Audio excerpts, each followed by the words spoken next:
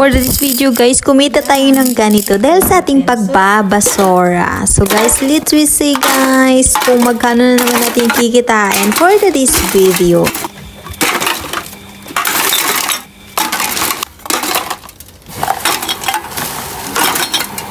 Ating ibibinta ng mga bote. So marami to.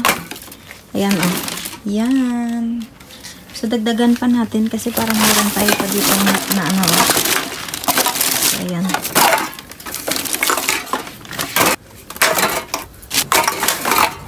Dami na to. So ayan na guys. Ready na yung ating bote na ibibinta.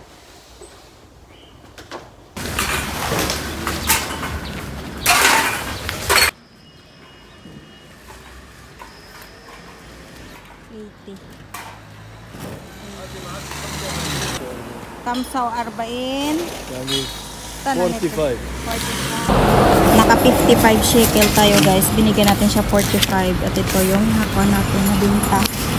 55 shekel yung nabinta natin.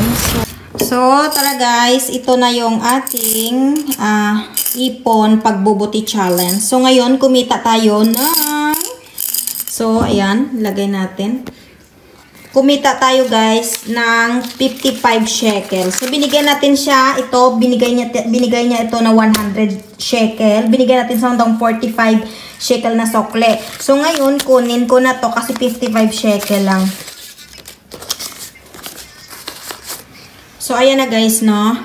Ayan na yung ating ipon. So guys, kung nagtataka kayo ba't ang laki ng kinita natin for this video kasi naka 55 shekel tayo guys. So I think mga nasa 700 plus na to guys. Medyo malaki-laki na din to guys, no. It's because dalawang reset to guys. Dalawang resibo. Nung nakaraan hindi natin nakuha yung money. So binigyan lang tayo ng resibo at ngayon natin sinabay na kinuha. Kaya naka 55 shekel yung total natin na binigay ng pagbinibintahan natin doon. So guys, nakakatuwa kasi nakakatuwa talaga guys yung ating pagboboti. So salamat sa panonood guys. See you in the next video. Paalam. So magtitipon pa tayo at abangan nyo guys yung ating mga next video. Bye bye!